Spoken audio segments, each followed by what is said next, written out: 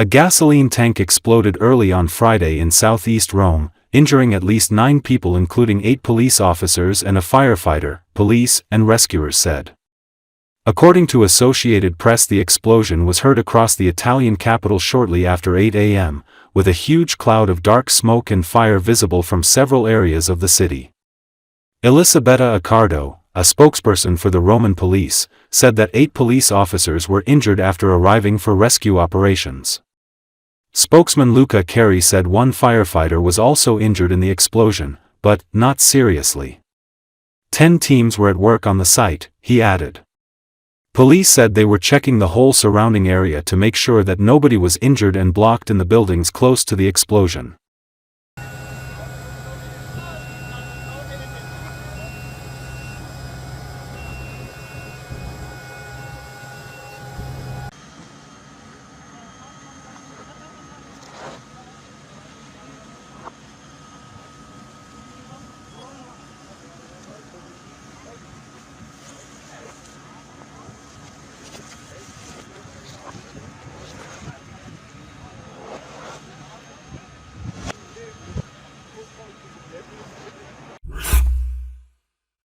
An Israeli drone strike hit a car on a highway in the town of Kalda just south of Beirut, killing 1 person and injuring 3 others, Lebanon's state-run national news agency reported Thursday.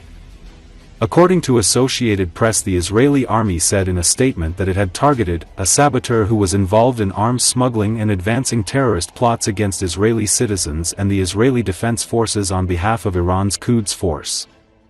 It was not immediately clear if the target of the strike was the person killed. A U.S.-brokered ceasefire deal nominally ended the latest war between Israel and the Lebanese militant group Hezbollah in November, but Israel has continued to launch near-daily airstrikes in Lebanon since then against what it says are officials and facilities of Hezbollah and other militant groups. Hezbollah has claimed 1 strike fired across the border since the ceasefire. Most of the Israeli strikes have been in southern Lebanon, but Israel has also struck a handful of times in Beirut's southern suburbs since the ceasefire. Thursday's strike was in a congested area close to Lebanon's only commercial airport. Nearly 250 people were killed and 609 wounded in Israeli attacks in Lebanon between November 28, the day after the ceasefire took effect, and the end of June, according to Lebanon's health ministry.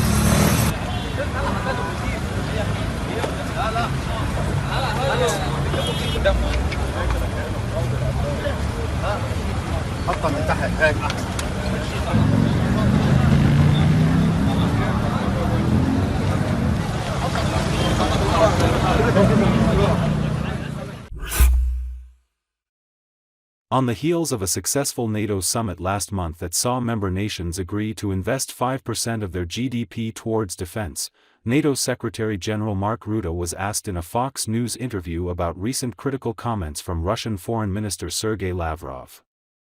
According to Associated Press, Fox News asked Rutte about Lavrov's criticism that the increase to 5% by NATO members would lead to the collapse of the organization.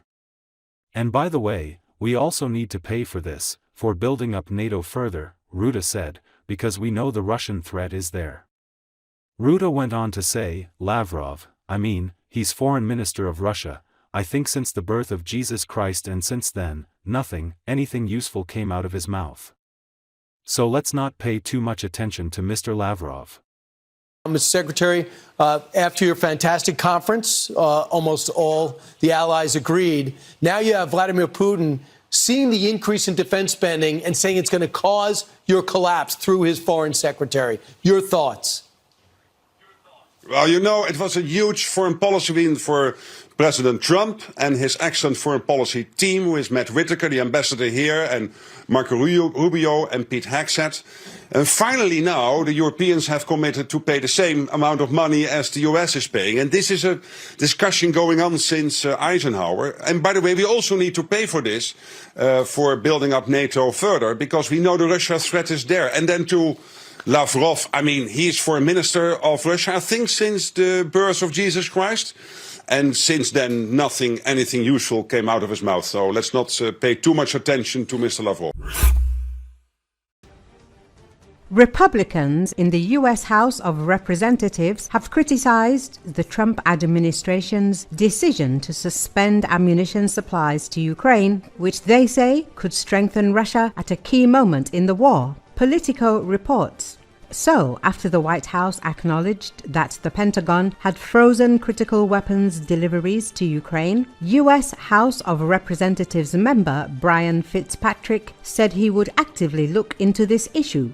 We must build our own defense industrial base here in the United States while providing the necessary assistance to our allies who are defending their freedom from the invasion of a brutal dictator, Fitzpatrick said. Lawmakers from across the political spectrum called the arms freeze approved under the administration of former President Joe Biden a violation of Trump's renewed commitments to Kiev, which he made last week at a NATO summit in The Hague, including the possible sale of Patriot air defense systems to Ukraine.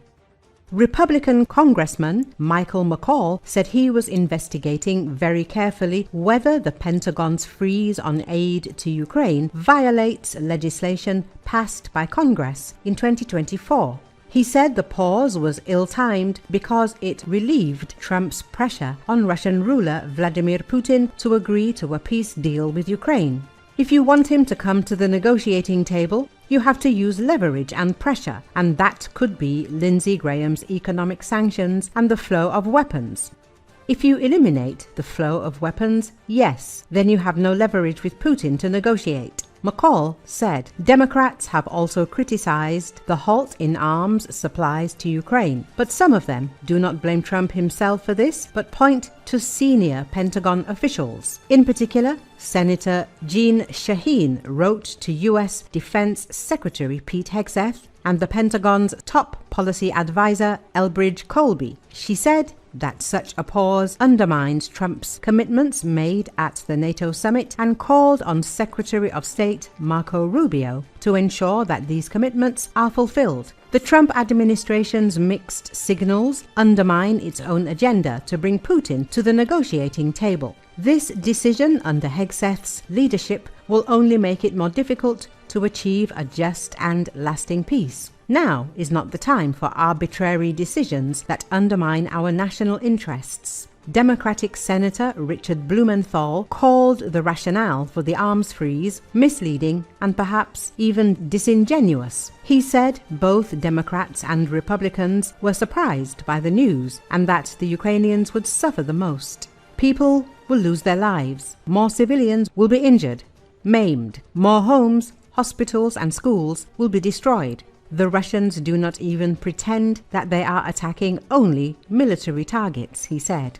At the same time, some Republicans defended Trump's decision to hold up arms sales. Representative Brian Mast, a member of the House of Representatives, said he had not heard of specific delays but stressed the importance of keeping ongoing monitoring of supplies. We need to make sure that the supply chain works smoothly. But if checks are happening constantly, it keeps everyone on their toes. If there were no such constant control, then when something really needs to be checked, everything would stop. But this way, the system works more stably, he noted.